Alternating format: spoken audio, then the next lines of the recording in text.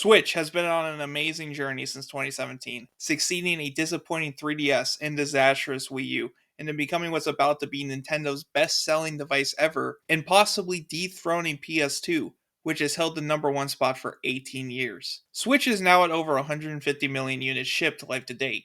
But that comes with reports from Nintendo that it's selling slower than anticipated, to the point where they had to drop their forecast down for the second time this year. Switch is expected to ship only 1.5 million this quarter. Switch 2 is releasing this year. Nintendo President Furukawa said in the investor Q&A that Nintendo will prepare enough products to meet demand for Switch 2's launch. I have a whole video going over what such demand could look like in the US. Can Switch pass 160 million despite a successor releasing and sales trending slower than expected? And if it can, will it beat the PS2 by a teeny tiny bit, or set a new high bar for its successor to try and beat?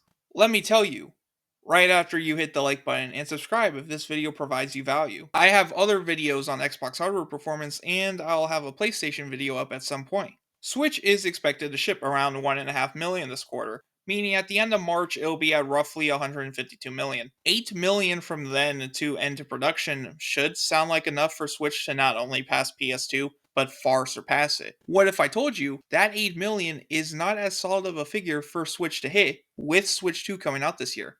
We can compare how Nintendo transitioned the last three handheld devices with Game Boy Advance, DS, and 3DS. GameCube, Wii, and Wii U were pretty much dead around the time their successors came out. Switch is more in line sales-wise with the handheld family. I would consider the handheld transitions as more valuable to look at than the home consoles. That doesn't mean Nintendo's handheld business is straightforward in clear succession like PlayStation and Xbox. GBA to DS was not a straight line. Nintendo first announced what would be the DS as not a successor to the Game Boy or GameCube. Nintendo gave GBA a new revision with the Micro in 2005. DS wasn't Super GBA. It was a separate brand. Despite Nintendo really needing DS to succeed, it started slow. 4 million behind GBA after 5 quarters, and PSP launched, which was quickly approaching DS. Until the Lite released, and the whole world caught Nintendo fever. 2005 and 2006 were important for Nintendo to keep supplying GBAs, because DS was not able to fully replace it yet. DS was too expensive, but with the new 129 price, with a sleek new model, games like New Super Mario Bros., Nintendogs, Brain Training, Nintendo had a hit, and could store the Game Boy brand away. Then you get 3DS, which was a true successor unlike GBA and DS, and we see a drastic fall off in what Nintendo would supply for DS right after. DS went from shipping over 3 million per quarter outside the holiday, and 9 million in the holiday, 9 million being a crazy high number even today, to shipping less than 2 million for 3 straight quarters, barely crossing 2 million in the holiday, and then shipped 3 million more until end of life in 2014. Counting the quarter 3DS launched in, DS shipped 9.4 million in its final 4 years. 3DS, though, if you weren't aware, also had a terrible launch, overpriced at $249 with no viable software for months. It's not until 3DS got a $90 price cut did sales recover. And then Nintendo shifted priority straight to 3DS after 2011. And I do want to focus a bit on how 3DS was not supposed to be anywhere near DS in price.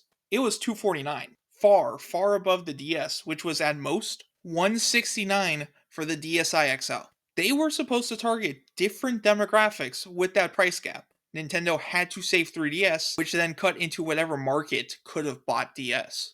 3DS to Switch was another go at a third pillar-esque strategy. As Nintendo said, Switch would not replace 3DS, pointing out the price and software as reasons for both platforms to continue independently. Nintendo would also release the 2DS XL, the final iteration of the 3DS family, and was a cheap $149 production for the last few million 3DSs. Including the quarter Switch released, 3DS would ship an additional 10.6 million after 4 years. Remove 2017 and 3DS shipped nearly 4 million, 1 million more than DS did in 3 years. What's interesting is that Nintendo shipped out about 6.5 million for both DS and 3DS in the same year as their successors, and then 3 years of rapidly declining sales until being discontinued.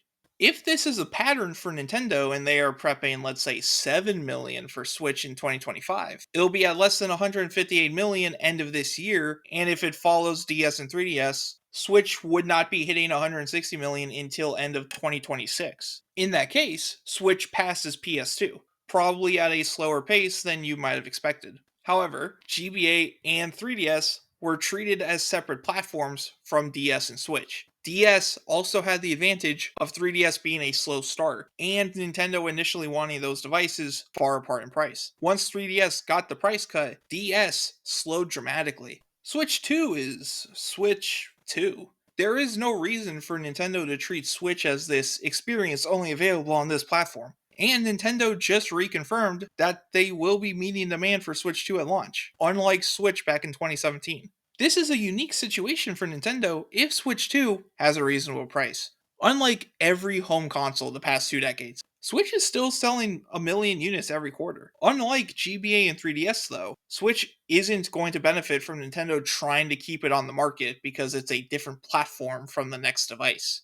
If Nintendo wants Switch 2 to be this massive seller, where Bloomberg reports Nintendo could prepare 20 million for the first year, what benefit does Nintendo have from artificially keeping Switch on the market?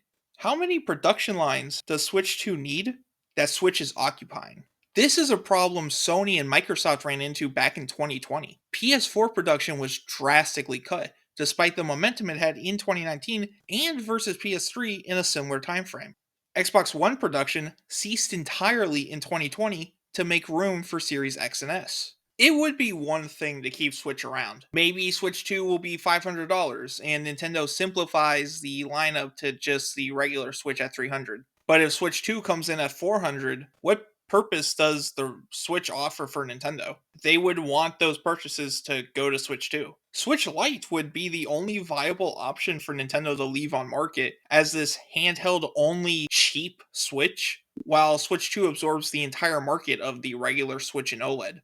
I'm not going to declare that Switch can't hit 160 million. Nintendo would have to seriously invest all of their chips into Switch 2 for them to not accidentally ship 8 million more Switches. But there is the possibility of it not happening. DS was performing far better than Switch is right now, right before 3DS launched. On the other hand, Switch is outperforming 3DS at the same time, but Nintendo wanted 3DS on market to serve different demographics. Will Nintendo market Switch right next to Switch 2 this holiday?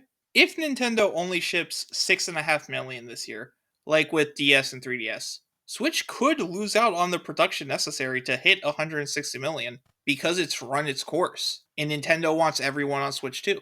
Switch's market is the Switch 2 market. Nintendo does not want a 3DS disappointment again. 160 million is not the slam dunk guarantee as some might have thought even a year ago. Over the course of making this video, I'm actually going a bit back and forth on this. It should hit above 160 million. I can see 2025 selling 7 million and 2026 2.5 million. Not much above 160 million at the end of the day, but still cementing itself as the new top selling video game device.